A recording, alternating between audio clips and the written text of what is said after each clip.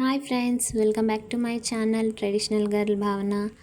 ఈరోజు వీడియో నేను కొంచెం లేట్గా స్టార్ట్ చేశాను. అంటే షూట్ చేయడం లేట్గా చేశాను అనమాట. మార్నింగే 4కి లేచి ముగ్గులు వేసాను, బాల్కనీ అంతా క్లీన్ చేసి ముగ్గేసి మొక్కలకి నీళ్ళు పోసాను. కానీ అదంతా నాకు వీడియో తీయడం కుదరలేదు. సో ఇంకా తెల్లారాకైతే మొక్కలన్నీ కనిపిస్తాయి కదా, మీ అందరికీ ఒకసారి చూపిద్దామని అలా నా ముగ్గులు మొక్కలు చూపించి మళ్ళీ నా డే రొటీన్లోకి వచ్చేసాను అనమాట. డైలీ ఉండే పనులు, కాకపోతే ఒక్కరోజు చేయకపోయినా అసలు చేయకుండా ఉండడం కుదరదు. ఫస్ట్ చేయకపోతే ఇల్లులా ఉండదు.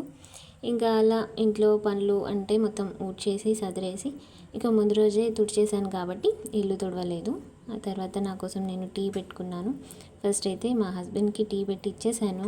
5కే వెళ్ళిపోతారు కదా, పాపం ధనుర్మాసం చలికాలం. కానీ పూజారులందరూ ఎర్లీ మార్నింగే వెళ్ళిపోవాలి. సో ఇంకా మా హస్బెండ్ అయితే వెళ్ళారు. ఆ తర్వాత నేను టీ తాగి మా బాబుకి ఉగ్గు వండుతున్నానమాట. హోమ్ మేడ్ది, ఇంట్లోనే మనం తయారు చేసి పెడతాం కదా పిల్లలకి. మ్యాక్సిమం ఇంట్లోనే పెడుతున్నాను వాడికి. నేను కొంచెం వాడి హెల్త్ కేర్ తీసుకోవాలని డాక్టర్స్ కూడా చెప్పారు.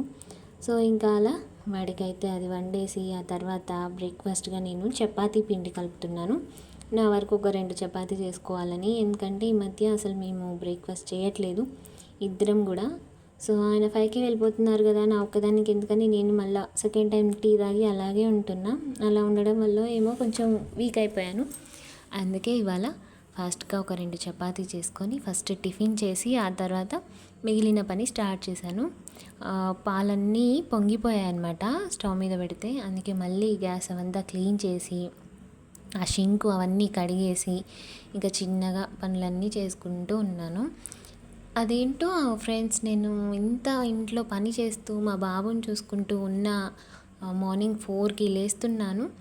నైట్ మళ్ళీ లేట్ అవుతుంది. మా బాబు తొందరగా పడుకోడు. వాడేంటో నైట్ డే అంతా పడుకుంటున్నాడు. అటు వాణ్ణి చూసుకుంటూ ఇంత నిద్ర లేకుండా పనులు చేస్తూ ఉన్నా కూడా నేనైతే అసలు సన్నగా అవ్వట్లేదు.